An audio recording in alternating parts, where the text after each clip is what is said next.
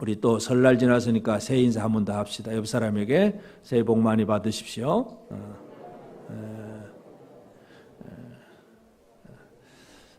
복은 하나님이 주시는 겁니다. 어느 누가 줄 수가 없습니다. 하나님이 주시는 복을 우리가 축복해 준다는 거 아주 귀한 일입니다. 우리가 이 히브리서를 통해서 특별히 또 2014년 예수를 깊이 생각해야 되는데, 예수가 누구냐는 히브리 기자가 선지자하고 예수를 비교를 하고 천사하고 예수를 비교를 하면서 예수가 얼마나 위대하신 분인가 그 얘기를 하고 있습니다. 오늘 이제 2장 1절에서 4절 내용을 보면 천사들이 전한 율법, 말씀이 있습니다. 그런데 예수는 어떤 분이냐 하면 이 구원은 처음에 주로 말씀하신 바요, 큰 구원을 등한히 여기면, 이 큰 구원이라고 얘기하면서 예수는 그 구원을 말씀하신 분이다. 그러니까 천사는 하나님의 말씀을 전해준 존재이고 예수는 큰 구원을 말씀하신 분이다. 그래서 이 천사와 예수를 비교하면서 이 예수가 얼마나 중요한가, 얼마나 위대한가, 히브리서 기자는 계속해서 그 얘기를 하고 있습니다. 그래서 우리가 예수를 깊이 생각해야 되는데, 오늘 어떤 면을 생각해야 되느냐 하면 오늘 제목은 예수와 큰 구원, 예수와 큰 구원. 여기서 특별히 이제 큰 구원이라고 하는, 이 크다고 하는 표현을 썼는데, 이 크다고 하는 표현은 그냥 크기만, 사이즈가 크다 그 개념도 물론 그 단어를 쓰긴 하지만, 그러나 구원이라고 하는 것이 어떤 것이냐 하면 아주 위대하다, 위대한 구원. 그래서 이 큰 구원이라고 하는 것은 Great Salvation, 이 아주 위대한 구원이다, 아주 엄청난 어마어마한 구원이다. 예수가 말씀하시는 구원은 바로 그 얘기다. 그래서 오늘 우리는 예수를 깊이 생각하면 이 하나님의 큰 구원을 분명히 알게 되고 그 구원의 은혜를 누리게 됩니다. 그래서 우리가 이 말씀을 통해서 나는 예수께서 주신 이 구원의 은혜를 제대로 받을 줄 알고 제대로 누릴 줄 아느냐. 오늘 우리는 내 스스로 이 각도에서 이 말씀을 한번 생각하면서 예수를 깊이 생각함으로 예수께서 말씀하신 큰 구원의 은혜를 제대로 누리는 그런 우리가 되어지길 바랍니다. 먼저 이 천사들은 하나님의 말씀을 전하는 역할을 맡았습니다. 그래서 이 천사들을 통하여 하신 말씀이 천사들을 통하여 하셨다. 천사는 하나님의 말씀을 아주 전달하는 메신저로서 그 역할을 잘 감당하는 그런 존재입니다.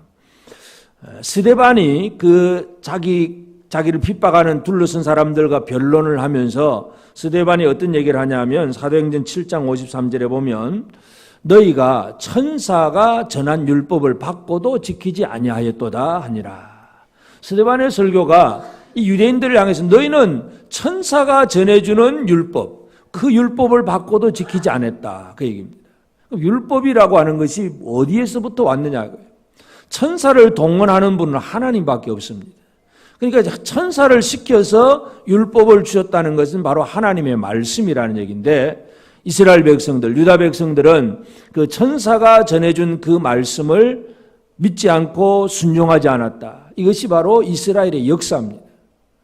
그런 이 모세를 통해서 하나님이 천사에게 이제 율법을 주라 그러고 모세가 시내산 꼭대기 가서 율법의 말씀을 받아가지고 내려오는데, 내려와서 이스라엘 백성들은 그 말씀대로 살아야 되잖아요.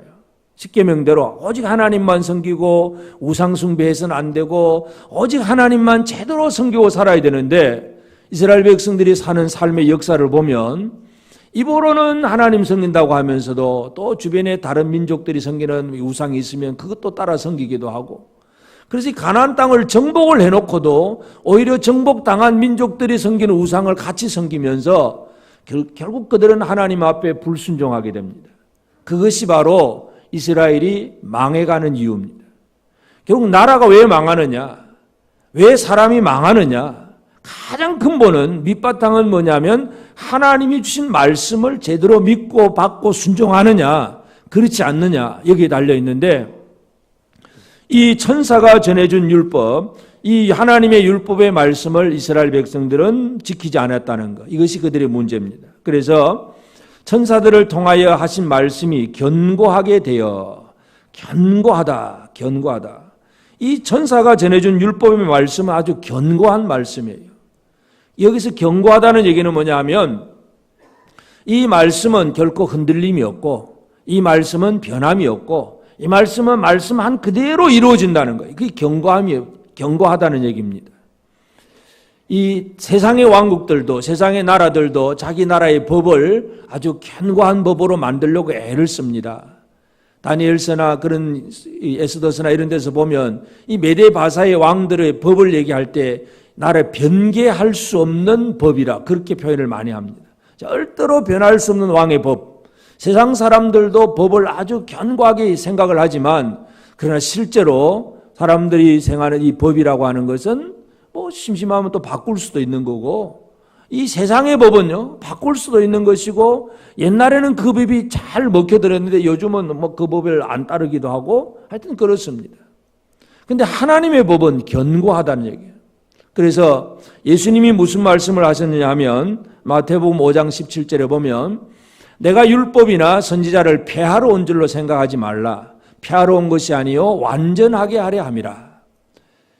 예수님은 이 율법을 폐하러 오신 분이 아닙니다. 진실로 너희에게 이르노니 천지가 없어지기 전에는 율법의 1.1획도 결코 없어지지 아니하고 다 이루리라. 이게 예수님 말씀이에요.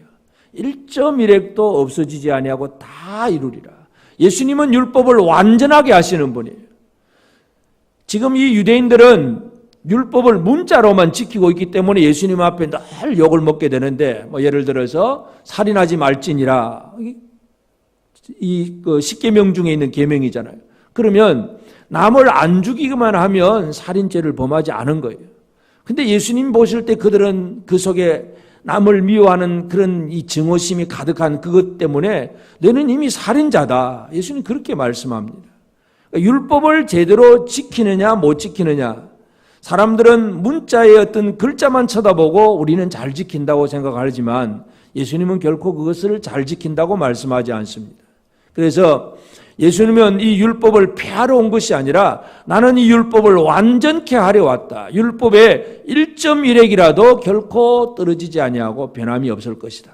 왜냐하면 하나님이 말씀이니 하나님이 천사를 통해 주신 말씀이기 때문에 결코 변함이 없어요. 그 권위와 그 율법의 그 견고함은 결코 무너지지 않습니다.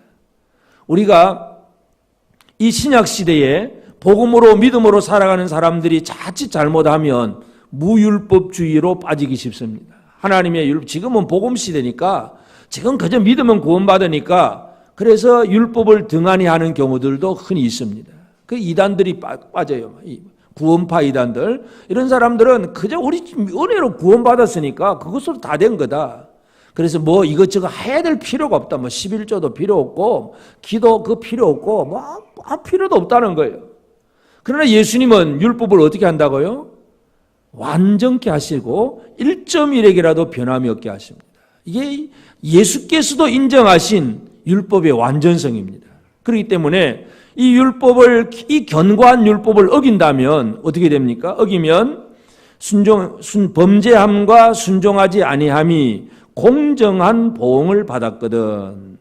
이 말씀의 견고함 때문에 말씀에 범죄하거나 불순종하면 이 공정한 보응을 받았어요. 이스라엘 백성들이 가나안 땅을 다 차지했다가도 오히려 다른 민족이 계속 쳐들어와서 노예 생활을 산다든지 이스라엘 나라가 강한 나라가 되었다가 또 그냥 바벨론의 포로가 되고 아수르의 포로가 되고 다 망해버린다든지 이런 것들이 뭐냐면 하나님의 말씀을 제대로 지키지 아니한 백성들이기 때문에 분명한 그 하나님의 징벌, 심판이 있기 때문에 공정한 보응을 받았다. 이게 왜냐하면 하나님의 말씀이 분명하기 때문에 그렇습니다.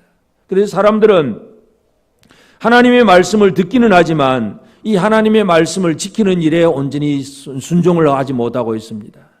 가장 대표적인 예로 사울 왕을 보면 사울 왕이 하나님께서 너희가 아말렉 진멸해라. 예, 하니까 하나님이 하라고 하는 전쟁이니까 당연히 이기죠. 아말렉 다 진멸하고 돌아왔는데 진멸이라고 하는 건 완전히 없애버리라는 얘기잖아요. 그런데 없애버리는 것이 아니라 그 중에 좋은 거 딱 남겨가지고 돌아와가지고는 이거 하나님 앞에 드리려고 가져왔습니다. 하나님 앞에 제사 드리고 하나님 앞에 예물 드리려고 가져왔다고 하는데 하나님이 진멸하라고 한 그것을 들고 온 거예요. 사람 눈에 보기 좋으니까 막 살찐소 아주 뭐 좋은 것들 막 이거 많이 들고 왔다는 얘기예요. 하나님이 그것 때문에 진노하시죠. 사무엘이 그 사울 왕에게 그런 얘기를 합니다. 사무엘상 15장 22절에 보면 사무엘이 이르되 여호와께서 번제와 다른 제사를 그의 목소리를 청종하는 것을 좋아하심같이 좋아하시겠나이까. 순종이 제사보다 낫고 듣는 것이 순양의 기름보다 나으니. 같이 합시다. 순종이 제사보다 낫고 듣는 것이 순양의 기름보다 나으니. 그러니까 우리가 내 재산을 전체 하나님 앞에 뭐 예를 들어 건축헌금 드렸다고 하더라도 그 말씀에 순종하지 않으면 그 제사 드린 거, 그 예물 드린 게 별 의미가 없는 거예요. 하나님은 이 세상의 모든 것을 가지신 분인데 뭐 사람이 헌금 많이 했냐 적게 했냐 그거 가지고 하나님 따지지 않습니다. 하나님은 뭘 요구하시느냐? 순종을 요구하십니다. 말씀이 견고한 말씀인데 이 말씀에 견고한 말씀에 순종하라는 거예요. 순종. 그런데 이스라엘 백성들 대부분의 많은 사람들이 말씀에 순종을 못하는 거예요. 인간이 처음부터 아담과 하와가 하나님의 말씀에 순종하지 않은 것. 세상의 모든 죄와 허물들 그로 말미암은 질병, 고통, 죽음 이 모든 것들이 어디에서부터 왔느냐? 하나님의 말씀에 순종하지 않아서 그렇습니다. 여러분 하나님 말씀에 순종하십니까? 아멘을 아무도 안 하시는 것 같아요. 하나님 말씀에 순종하시겠습니까? 네. 하나님의 말씀에 순종이라는 것이 복을 주시는 하나님 앞에 바로 살아가는 생활이에요. 그런데 인간은 말씀에 순종하는 사람이 아무도 없었다는 얘기예요. 이것이 가장 큰 일이죠. 그러니 인류는 이 인간은 하나님의 말씀을 온전히 순종할 수 있는 사람 아무도 없기 때문에 사람은 망하게 되어 있습니다. 이것이 바로 인간의 처지와 형편입니다.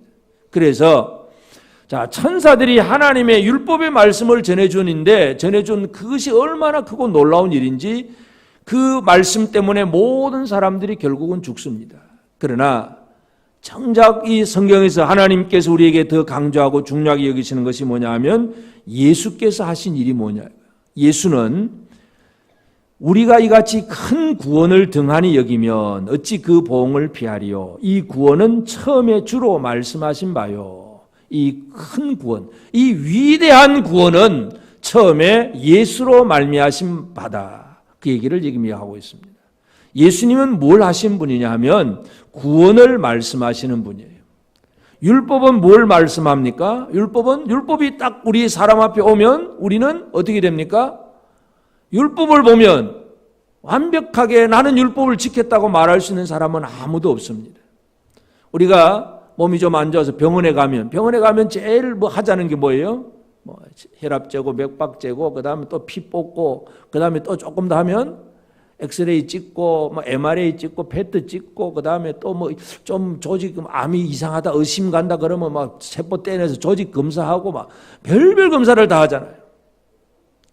검사를 하면 결국은 뭐가 드러나게 되어 있습니까? 우리 몸의 모든 형편이 다 드러나게 되어 있습니다.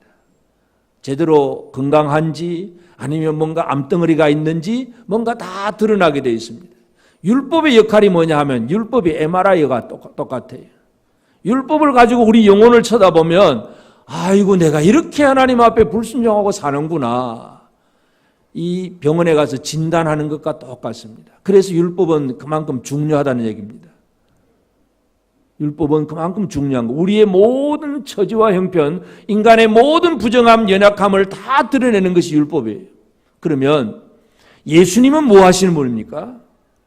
사진만 찍고 끝나버리면 예를 들어 사진 찍었는데 뭔가 앞덩어리가 큰 게 있습니다. 그러면 의사 선생님들은 뭐라고 얘기합니까? 요즘은 또 본인한테 얘기하는지 잘 모르겠지만 식구들 불러가지고 뭐라 그럽니까? 그저 뭐 이건 수술하면 또 안 되겠고 아주 너무 많이 진행되면 그냥 집에서 편안하게 그냥 한 먹고 싶은 대로 먹고 그냥 잘 지내다가 그냥 가도록 그렇게 하세요. 아니 그런 얘기도 하잖아요. 그 얘기는 뭘까요? 검사는 인태했는데 뭐가 없다는 얘기입니까? 그 질병에서 해결될 수 있는 처방전이 없다는 얘기예요. 처방전. 기껏 해줘봐야 뭐 영양제 아니면 뭐 진통제 이런 건 처방전이 아니죠. 그건. 여러분, MRI 사진보다 더 위대한 것은 뭘까요? 그 병을 낫게 하는 처방전이에요. 그 처방전을 쓸 수 있는 의사가 위대한 의사고 명의입니다. 그분이 바로 예수 그리스도입니다. 율법은 우리의 모든 걸 다 드러내어서 우리 인간이 얼마나 연약하고 더럽고 부정한가를 보여주는 것이 율법입니다. MRI 사진을 찍었어요. 그러면 그것만 쳐다보고 있으면 이제는 낙심이에요. 이거 할 길이 없다. 어떻게 해볼 도리가 없어요. 그런데 예수님은 큰 구원을 말씀을 합니다. 큰 구원. 예수님이 이 땅에 오셔서 하신 일이 뭐냐 하면 구원을 말씀하시는 거예요. 구원을 선포하시는 분이에요. 가장 대표적인 예로 누가복음 19장 9절 10절을 보면 예수께서 이르시되 오늘 구원이 이 집에 이르렀으니 이 사람도 아브라함의 자손이미로다. 인자가 온 것은 잃어버린 자를 찾아 구원하려 함이니라. 인자가 온 것은 잃어버린 자를 찾아 구원하려 함이로다. 이 삭개오의 집에 들어가서 오늘 구원이 이 집에 이르렀으니 구원을 선포하시는 예수님이에요. 여러분, 삭개오가 어떤 분인지 아시죠? 삭개오는 세리장이에요. 세금을 걷는 세리장. 그 당시 유대인들 중에 세리는 어떤 사람이냐면 자기 동족에게 세금을 걷어가지고 로마에다가 일정 부분 갖다 바치고 자기가 다 착복하는 사람들. 그 세리. 그래서 유대인들은 세리, 죄인, 창기 이거 다 동등하게 취급을 합니다. 요즘 같으면 세무공무원, 그럼 공무원으로 우리가 인정을 하지만 그 당시 사람들은 세리 그러면 아직 사람 취급도 하지도 않습니다. 그런데 그 세리 중에 세리장. 그런데 그 세리장 삭개오의 핸디캡은 키가 아주 작아요. 사람들에게 무시, 멸시를 당할 수 있고 그가 그냥 권력을 가지고 돈 내놔라 그러면 안 줄 수는 없으니까 주기는 해도 삭개오는 다른 사람들과 어울릴 수 없는 가장 왕따 당한 사람이 바로 삭개오입니다. 근데 예수님이 그 동네 앞을 지나갔을 때에 삭개오가 예수를 만나려고 했어도 다른 사람들과 어울려서 만날 수도 없어요. 그래서 그는 어떻게 합니까? 나무 위에 올라가서 예수님을 쳐다보고 그때 예수님이 삭개오야 내려오라. 오늘 구원이 이 집에 이르렀다 이거죠. 예수님은 구원을 선포하시는 분이에요. 그럼 삭개오가 받는 구원이 뭐겠습니까? 지금까지 삭개오가 당하고 있던 예를 들어서 재물로 인해서 뭔가 사기치거나 폭력을 행사하거나 뭘 잘못한 모든 죄 그뿐만 아니라 자기 동족으로부터 버림받고 미움과 질시를 받는 모든 처지와 형편 자기 인간의 스스로는 어떻게 해볼 도리가 없는 그 문제를 해결해 주시는 것이 바로 구원입니다. 예수님은 삭개오의 집 앞에 와서 삭개오에게 말씀합니다. 오늘 구원이 이 집에 이르렀다. 인자가 온 것은 잃어버린 자를 찾아 구원하려 함이로다. 사람은 스스로 자기를 구원할 수 있는 사람은 아무도 없습니다. 예를 들어서 물에 빠진 사람이 우리가 물에 빠진 사람을 건져주려면 어떤 식으로 합니까? 이 사람 막 기절을 해 있으면 머리타락만 잡아도 그냥 끌고 나와도 돼요. 그게 물에 빠진 사람 건지는 방법인데 그러면 자기가 물에 빠졌다고 자기가 머리타락 잡고 끌어올립니까? 자기를 건질 수 있는 사람은 아무도 없습니다. 구원은 누군가 이루어져야 됩니다. 그분이 바로 예수 그리스도입니다. 우리가 깊이 생각해야 될 예수가 바로 그분입니다. 예수는 이 율법 앞에서 어찌할 바를 모르는 모든 사람들에게 오늘 구원이 이 집에 이르렀다 이렇게 선포하시는 분입니다. 이 선포의 말씀을 여러분 들으셨습니까? 이걸 들어야 되는데 오늘 구원이 이 집에 이르렀다. 이 복음, 이 구원의 선포가 우리 집에 들려질 때에 이 구원받은 사람이 되는 거예요. 이것이 예수께서 하신 거예요. 이 구원은 처음에 주로 말씀하신 바예요. 그래서 사람이 해결할 수 없는 모든 문제, 율법의 MRI를 다 찍어가지고 막 문제가 다 드러났는데 예수님은 한 번에 그 문제를 처리를 해버립니다. 예수님의 처방전. 예수님의 처방전은 뭘까요? 사람은 이 죄 때문에 죽고 저 죄 때문에 죽고 모든 죄악 때문에 죽는다. 이게 사람들의 결과예요. 결과. 그럼 예수님의 처방전은 뭡니까? 한마디로 내가 대신 죽을게. 내가 죽고 너는 살 것이다. 이 예수님의 구원입니다. 이것이 오늘 우리가 믿고 또 생각하고 바라보고 누려야 될 그런 예수님의 구원입니다. 이 구원의 은혜를 제대로 누리는 우리 모두가 되어지기를 바랍니다. 이 구원은 처음에 주로 말씀하신 바요. 그 다음에는 들은 자들이 우리에게 확증한 바니. 들은 자들이 우리에게 확증했다. 구원의 소식을 들은 자들은 이제는 또 이걸 또 다른 사람들에게 선포하고 증거를 하면서 확증을 하게 되어 있습니다. 천사는 단순히 율법을 전달만 하면 돼요. 뭐 천사가 율법을 믿든 안 믿든 그건 상관이 없어요. 그냥 하나님의 말씀이라고 갖다 주기만 하면 되는 것이 천사예요. 그런데 구원의 복음은 이제 어떻게 전달이 됩니까? 구원의 은혜를 듣고 구원을 받은 자들이 내가 이렇게 구원받았다는 사실을 다른 사람들에게 증거하는 걸 통해서 이 구원의 소식은 점점 널리 전파되게 됩니다. 이것이 바로 구원을 들은 자들이 이제 우리에게 확정했다 이렇게 표현을 합니다. 사도 바울의 전도 여행은 열심히 복음을 상세하게 잘 설명을 하지만 늘 바울이 어떤 식으로 합니까? 바울은 자기가 예수 만난 그 체험, 그 사건 얘기를 계속 합니다. 사도행전 26장 13절에도 보면 왕이여 정원화되어 길에서 보니 하늘로부터 해보다 더 밝은 빛이 나와 내 동행들을 둘러 비추는지라. 이 왕이여 하는 것이 아그리빠 왕인데 사도 바울이 이제 그 왕들에게 또 총독에게 재판을 받으러 가면 재판 받을 때에 이 바울이 하는 일은 네 죄를 알렸다 그러면 살려주세요 이 말이 나와야 되는데 그게 아니고 재판 받는 자리가 전도하는 자리예요. 그 자리에서 내가 왕이여 내가 이렇게 전에는 예수 믿는 사람을 핍박하고 사람을 잡아 죽이러 다녔는데 어느 날 다메섹으로 가는데 그 정원화되어서 길에서 보니 하늘로부터 해보다 더 밝은 빛이 나와서 비치고 내 눈이 어두워졌다가 결국 예수를 만나고 떨고 자기 체험 얘기를 하는 거예요. 구원은 어떤 식으로 전파됩니까? 내가 받은 구원을 말함을 통해서 전파됩니다. 확정이 됩니다. 2014년 구원을 확정하는 여러분이 되어지기를 바랍니다. 여러분이 받은 구원이 무엇입니까? 어디에서부터 무엇으로부터 구원을 받았습니까? 이거 분명히 알고 있어야 돼요. 구원 받았냐 물어보면 구원 받았다고 분명히 얘기를 해야 되는데 이 구원파 이단은 구원 받았냐 물어보고 그 말 못하면 그때부터 막 말려들기 시작해가지고 그 뭐 생일에 언제 구원 받은 날짜도 알아야 되고 뭣도 알아야 되고 막 이상한 얘기를 합니다. 그러나 분명한 사실은 우리는 무엇으로부터 구원 받았는가를 분명하게 알고는 있어야 됩니다. 여러분 무엇으로부터 구원 받으셨습니까? 죄와 사망의 권세. 이 죄와 사망, 죽음으로부터 우리는 구원받은 사람들입니다. 우리 육신은 지금 죽을 수 있습니다. 그러나 영혼은 영원히 죽지 않습니다. 이게 구원받은 사람들 얘기예요. 그래서 이 구원의 복음이라고 하는 것은 예수께서 처음에 말씀하셨고 구원을 받은 사람들이 이제 자기의 어떤 삶을 통해서 들은 자들이 입으로 증거하든 자기 간증을 가지고 체험을 말을 하든 이 복음은 구원받은 사람들이 입을 통해서 이제 전파되게 되어 있습니다.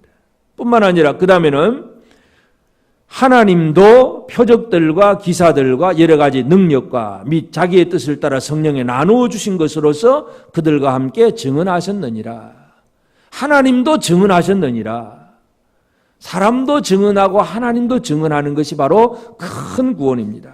그러면 하나님의 증언은 뭡니까? 표적들과 기사들, 여러 가지 능력. 예수님이 이 땅에 오셔서 많은 표적을 행하셨어요. 물론 구약의 선지자들도 표적을 행한 사람이 많지요. 근데 표적의 목적이 뭔가를 잘 이해해야 됩니다.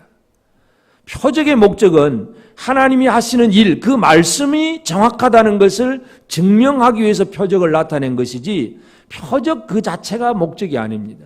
그런데 유대인들, 바리새인들은 그냥 표적만 좀 구하는, 표적만 쳐다보려고 하는 사람들이 꽤 있었습니다. 지금도 마찬가지예요. 어느 교회 가면 막 손만 얹으면 병 다 낫는다더라. 어디 가면 뭔가 문제가 해결된다더라. 가보자. 표적만 구하면 별 의미가 없어요. 표적의 목적은 말씀을 믿도록 하는 과정에서 필요한 것이 표적이에요. 지금도 어떤 사람이 아무리 복음을 전해줘도 안 믿습니다. 하나님이 그 사람을 구원하기로 작정을 하셨다면 그 안 믿는 사람 속에 표적을 보여주어서라도 그 사람을 믿게 하시는 분이 바로 하나님이십니다. 그런데 우리는 어떤 사람들은 표적이 없이도 말씀만 듣고도 믿을 수가 있잖아요. 여러분은 꼭 보고서야 믿겠습니까? 듣고 그냥 믿겠습니까? 봐야 믿겠다고 하는 사람은 고생하다가 이 표적 보고서야 그러고 나서 이제 믿습니다. 하여튼 하나님이 택하셨다면, 그러니까 하나님이 하시는 일은 표적과 기사와 능력입니다. 요한복음 2장 11절에 보면 예수께서 이 첫 표적을 갈릴리 가나에서 행하여 그의 영광을 나타내심에 제자들이 그를 믿으니라. 표적은 믿음 때문에 예수님께서 한번 살짝 보여주시는 거지, 그게 계속되는 게 아니에요. 단 한 번 그 상황 속에서 한 번 딱 드러내어서 예수의 말씀이 무엇인지, 예수가 누구신지를 믿게 하는 것이 바로 표적의 목적입니다. 이 목적을 잘 이해를 해야 됩니다. 그리고 또 성령이 나누어 주신 것으로서, 성령이 나누어 주신 것, 성령의 선물이에요. 성령이 나누어 주신 것, 선물. 여러분 설날에 선물을 좀 많이 나누어 주셨습니까? 많이 받았습니까? 선물 막 주고받고 하잖아요. 그런데 진짜 중요한 선물은 성령의 선물입니다. 성령의 선물이 다른 말로 성령의 은사, 성령의 은사. 여러분 성령으로부터 은사를 받으셨습니까? 성령의 은사를 받았습니까? 저 위에는 성령의 은사를 좀 많이 받았습니까? 받았는지 안 받았는지 잘 모르시겠습니까? 은사가 선물이에요. 아무것도 일을 할 줄도 모르는 사람들이 어떤 사람에게는 지혜의 은사를, 어떤 사람에게는 지식의 은사를, 어떤 사람에게는 믿음의 은사를, 어떤 사람에게는 병 고치는 은사, 어떤 사람에게는 방언의 은사, 예언의 은사, 통력의 은사. 이 어떤 사람에게는 성령이 막 이 은사를 왜 주시느냐 하면 그 은사 받은 자들의 사역을 통해서 전체 교회가 든든히 서도록 하기 위해서 어떤 사람에게는 지혜도 주고 어떤 사람에게는 믿음도 주고 이런 뭔가를 일할 수 있는 것이 바로 성령의 은사입니다. 그러니까 성령에 나누어 주신 것으로서 그들과 함께 증언하셨느니라. 성령도 큰 구원을 증언하기 위해서 사람들에게 은사를 나누어 줘서 교회를 위한 사역을 하게 합니다. 여러분 내가 별 것도 없지만 성령이 주신 은사 때문에 내가 한 가지 할 수 있는 뭔가를 일할 수 있다는 얘기는 성령이 나를 통해 역사하고 있구나, 내가 구원받은 사람이구나 깨닫게 하시는 것입니다. 이것이 바로 큰 구원입니다. 그래서 천사들을 통해 주신 율법은 사람들의 죄를 드러내고 사람들이 얼마나 악한 것인가 하는 그 사람들의 실제적인 문제를 드러내는 것이 바로 천사가 전해준 율법의 목적이라면, 예수 그리스도는 그와 같은 죄로 인해서 도무지 살 수 없는 사람들이 어떻게 구원을 받느냐, 큰 구원, 위대한 구원, Great Salvation을 말씀하신 예수님, 이 예수님을 통해서 구원이 시작이 되고, 그리고 그것은 들은 자들을 통해서 또 전파되고, 하나님도 구원을 확정시키고 성령도 역사하시는, 이게 놀라운 구원의 역사입니다. 오늘 우리는 이 구원을 받은 성도들입니다. 여러분 이 구원을 받으셨습니까? 이 구원을 받는다는 게 얼마나 중요한지 모릅니다. 그렇다면 이제는 우리는 이 구원에 대해서 1절에 보면, 그러므로 우리는 들은 것에 더욱 유념함으로 우리가 흘러 떠내려가지 않도록 함이 마땅하니라. 유념하라. 구원의 말씀에 유념해야 합니다. 물론 율법에 유념해도, 율법에 유념하면 율법을 잘 지키려고 애를 쓰는 그런 경우를 살 수가 있지만, 그러나 그 율법에 유념하면 잘못하면 율법주의자가 되어버리고 바리새인처럼 살게 됩니다. 그러나 진짜 우리가 뭘 유념해야 되냐, 들은 것에 유념해야 되는데 바로 큰 구원이에요. 율법을 지키지 않음으로도 보응을 받았는데 하물며 이 큰 구원에 유념하지 않으면 어찌 하나님의 진노를 피할 수 있겠느냐. 히브리서 기자가 바로 얘기하는 것이 그것입니다. 그래서 우리는 이 구원에 대한 유념, 이것이 우리에게 필요합니다. 구원을 늘 생각을 하라는 얘기죠. 구원받은 사람인가? 예수님 나를 구원하기 위해 뭘 하셨는가? 내가 진짜 이 구원을 누리는 사람으로 지금 살고 있는가? 늘 구원에 대해서 매일매일 생각하는 사람이 되는 것이 중요합니다. 구원에 대해서 유념하시길 바랍니다. 천사들이 율법을 전해주긴 전해줬지만 자기들이 전해준 율법 가지고 사람들이 구원 못 받는 걸 알고 있어요. 그래서 하나님의 아들 예수를 통해서 구원받는 것 천사도 이제 깨닫기 시작한 거예요. 그래서 베드로전서 1장 12절에 보면 이 섬긴 바가 자기를 위한 것이 아니요 너희를 위한 것임이 계시로 알게 되었으니 이것은 하늘로부터 보내신 성령을 힘입어 복음을 전하는 자들로 이제 너희에게 알린 것이요 천사들도 살펴보기를 원하는 것이니라. 천사들도 살펴보기를 원한다. 천사가 뭘 살펴보기를 원할까요? 이 성령으로 말미암아 복음 전하는 사도들, 결국 그 큰 구원을 살펴보기를 원하는 거예요. 그러니까 천사들은 하나님의 말씀을 전달했으면 그 말씀으로 사람들이 뭔가 뒤집어지고 변화되고 온전하게 될 줄로 그렇게 생각할 수가 있습니다. 그런데 율법 가지고는 사람들이 변하지를 않아요. 뭐 잘하겠다고 착하게 몇 계명을 지켜보겠다고 애쓰는 사람 몇 사람이 있는지 몰라도 그래도 완벽하지 못해. 그런데 예수 그리스도가 이 땅에 오셔서 십자가에 죽으시고 부활하심으로 사람을 구원하는 하나님의 일이 이루어진다는 얘기예요. 도대체 이게 무슨 일이냐? 천사들도 궁금해서 살펴보기를 원하는 것이 하나님의 구원입니다. 여러분, 살펴보기를 바랍니다. 하나님의 구원이 얼마나 놀라운 구원인지, 하나님의 구원의 은총이 얼마나 크고 위대한 구원인지, 이 구원에 대해서 좀 더 우리는 집중해야 합니다. 2014년 이제 설날도 지내서 양력 음력 다 지냈습니다. 진짜 새해인데 예수를 깊이 생각해야 합니다. 깊이 생각해야 합니다. 이 구원에 대해서 좀 더 우리는 집중하면서 이 하나님이 우리에게 주신 이 구원을 제대로 이해를 해야 됩니다. 구원을 제대로 이해를 못하면 하나님이 주신 그 은혜를 결국은 잃어버리게 됩니다.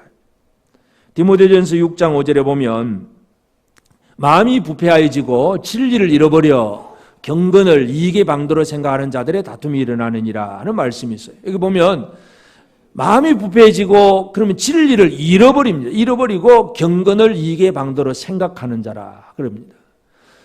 유념하지 않으면 잃어버립니다. 우리 연세 드신 분들은 기억력이 어떻습니까? 깜빡깜빡합니까? 아직도 생생하십니까? 냉장고 문 열고 뭘 꺼내는지 정확하게 알고 꺼내십니까? 문 열어놓고 내가 뭘 꺼내는지 그것도 아직 모르고 한참 고민하십니까? 우리 사람은 기억력은 점점 후퇴하게 돼 있어요. 그건 어쩔 수가 없어요. 그냥 나이가 들면 이 기억력은 점점 희미해질 수밖에 없습니다. 그러나 아무리 기억력이 희미해져도 결코 우리는 진리를 잃어버리는 자가 되면 안 됩니다. 구원을 잃어버리는 자가 되면 안 된다는 얘기예요. 얼마나 불쌍한 사람이 됩니까? 하와는 하나님의 말씀을 붙들고 살아야 되는데 이 선악을 알게 하는 실과를 먹으면 정령 죽으리라. 이게 아담이 하와에게 전해준 말이에요. 그런데 그 말을 남편으로부터는 들었는데 뱀이 와서 그게 아니야 그러면서 먹으라고 하니까 그냥 따먹어버립니다. 따먹는다는 얘기가 뭐냐 하면 진리를 잃어버렸다는 얘기예요. 잃어버린 거예요. 말씀을 잃어버린 거예요. 우리는 우리에게 주신 하나님의 말씀을 결코 잃어버리지 않아야 됩니다. 그리고 결국 이 잃어버리지 않으려면 더 잘 잃어버리지 않고 할 수 있으려면 뭘 하는 게 제일 중요하면 구원을 들은 자들이 구원을 확정하는 일, 다시 말해서 구원을 말하는 일, 이것이 우리에게 중요합니다. 여러분 진짜 예수를 잘 믿는 사람은 그냥 책상에 앉아서 성경을 열심히 공부하는 사람보다 더 잘 믿을 수 있는 사람은 복음을 전하는 사람이 더 잘 믿습니다. 왜 그럴까요? 전도하는 사람이 더 예수를 잘 믿을 수 있습니다. 그 과정 속에, 전도하는 과정 속에서 막 내 속에 있는 걸 막 끄집어내서 전해야 되니까. 머릿속에 생각만 하고 그렇지 하고 누워있으면 아무 의미가 없습니다. 뭔가 이 복음을 전하기 위해서 뭔가를 자꾸 끄집어내다 보면 그게 자기 실력이 되는 겁니다. 2014년 우리 모든 성도들이 구원받은 자로서 구원을 말하는 그런 우리가 되기를 바랍니다. 물론 우리가 말한다고 해서 그 사람들이 다 믿는 건 아닙니다. 아무리 말해도 말 안 듣는 사람은 여전히 안 들어요.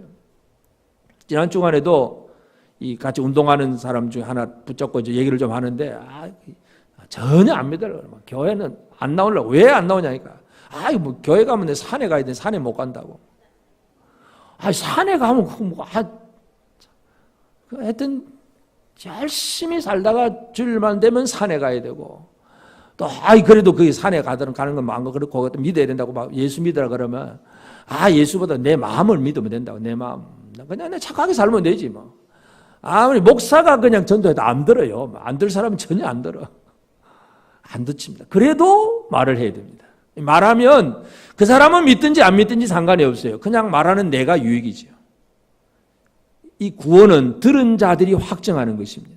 여러분, 구원은 들은 자들이 확정해요. 사마리아 여자가 예수를 딱 만났습니다. 메시아를 만났습니다.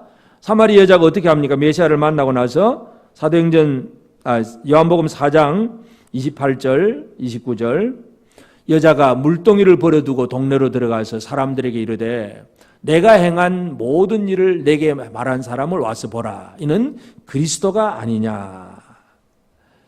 참, 이 사마리아 여자는 그 우물가에서 예수를 만났습니다. 예수가 그리스도, 메시아라는 걸 깨달았습니다. 깨달은 순간 즉각 자기가 물길로 물동이를 들고 왔다가 물동이를 내버려 두고 동네로 달려가서 내가 만난 사람을 한번 봐라. 내가 만난 사람. 이 사람이 진짜 그리스도가 아니냐. 처음에는 유대인 남자로 생각을 했는데 아니면 좀 신령해서 선지자일까 이 정도로 생각을 했는데 그게 아니라 진짜 메시아다, 그리스도다. 사마리아 여자가 자기가 만난 예수를 말하는 거예요. 이것이 바로 오늘 우리가 해야 할 일입니다. 2014년 내가 만난 예수를, 내가 깊이 생각한 예수를 증거하는 입술들이 열려지기를 바랍니다. 사마리아 여인처럼. 그래서 오늘 우리는 이 구원에 대해서, 내가 받은 구원에 대해서 얘기를 해야 되고, 그래서 우리 입술에는 늘 어떤 말들이 나와야 되느냐? 구원의 노래가 나와야 돼요. 역대상 16장 23절에 보면 다윗이 이제 그 아삽을 통해서 노래를 하게 하는데 온 땅이여 여호와께 노래하며 그의 구원을 날마다 선포할지어다. 다윗이 아삽에게 이 노래를 불러라. 구원의 노래, 구원을 날마다 선포해라. 여호와께 노래해라. 여러분은 매일매일 몇 시간 하는 말들, 하는 노래들이 주로 어떤 노래고 어떤 말들입니까? 구원에 대한 것입니까? 이 세상에 속한 것들입니까? 진짜 구원을 받은 사람은 구원의 노래를 부를 줄 알아야 됩니다. 내가 이렇게 전에는 이렇게 잘못되었는데 내가 예수 때문에 이렇게 사람이 되었구나. 내 자신의 변화된 것, 내 자신이 구원받은 이 사실을 자꾸 그냥 끝없이 노래 부르는 사람, 구원의 노래를 부르는 성도들이 되기를 바랍니다. 옆 사람에게 얘기합시다. 우리 구원의 노래를 부릅시다. 이 구원은 우리를, 예수님이 하신 것이지만 우리를 통해서 확정이 되는 것입니다. 그리고 결국은 이 구원이라고 하는 것은, 구원에 필요한 것은 오직 믿음밖에 없습니다. 구원의 은혜를 제대로 누리는 사람은 입으로는 말하는 사람이고 속 마음으로는 믿는 믿음입니다. 하나님께서 표적과 기사로 왜 그렇게 보여주셨느냐? 말도 안 되는 그런 일들, 물이 피로 바뀐다, 포도주로 바뀌는 것, 또는 나일 강물이 각자 피로 바뀌는 것, 여러 많은 표적들, 죽었던 사람이 살아나는 일들, 이런 표적들이 왜 필요했냐? 이거. 사람들에게 하나님이 요구하신 것은 다른 거 없어요. 그냥 믿으라. 하나님이 하신 거 좀 믿으라는 얘기예요. 여러분 좀 믿고 사십니까? 성경의 말씀 다 믿고 사십니까? 믿을 만한 것만 골라 믿으십니까? 하나님이 진짜 속 터지게 원하시는 게 좀 믿으라. 이게 믿으라. 하나님은 100% 율법을 잘 지켜라 그 얘기 아니에요. 우리가 얼마나 열심히 율법을 잘 지키느냐, 100% 지켜야 된다. 하나님이 그거 원하시는 것이 아니라 하나님은 우리에게 믿음을 요구하십니다. 하나님이 아들을 보내면서 이 아들이 너희 죄 때문에 대신 죽는다. 그래서 예수가 죽음으로 너희 죄가 다 깨끗하게 용서받는다. 그 사실을 받아들이라. 그거 믿으라 이게요. 그거 믿는 순간 어떻게 되는 거예요? 내가 가지고 있는 모든 죄가 예수의 죽으심으로 말미암아 깨끗하게 되었다는 사실을 우리는 확정이 되는 거예요. 내 안에서. 그것이 믿음입니다. 이 믿음을 분명하게 가지게 되기를 바랍니다. 우리는 증언되고 확정된 이 구원의 복음, 예수께서 말씀하시고 하나님이 표적과 기사로 이루신 이 구원에 대해서 우리는 믿음으로 받을 줄 알아야 됩니다. 로마서 10장 9절에 보면 네가 만일 내 입으로 예수를 주로 시인하며 또 하나님께서 그를 죽은 자 가운데서 살리신 것을 네 마음에 믿으면 구원을 받으리라. 예수를 주라고 시인을 해야 돼. 주. 그 당시에 주라고 하는 개념은 로마 박해 시대의 로마가 예수 믿는다고 이제 사로잡혀가면 재판을 합니다. 황제가 질문을 합니다. 로마 황제가 너희 주님이냐? 예수가 너희 주님이야. 둘 중에 하나 주를 선택하라는 얘기예요. 황제가 주님입니다 하면 살려주는 것이고 예수가 주님입니다 그러면 이러면 죽는 거예요. 순교를 당하면 짐승의 밥이 되고 화형을 당하기도 하고 바로 그 시대에 내가 입으로 예수를 주로 시인하며 예수님이 나의 구세주입니다. 이 시인이 이루어져야 돼요. 예수를 주로 시인하시길 바랍니다. 내 인생에 예수님밖에 없다는 사실 이것을 확신하는 것이 우리에게 가장 중요한 일입니다. 예수는 큰 구원을 말씀하신 분이고 우리는 그 구원을 깊이 유념하면서 그 구원을 믿음으로 누리는 그래서 구원받은 사람으로서의 이제 힘 있는 삶을 우리 모두가 이 새해는 더욱더 살게 되기를 바랍니다. 아멘.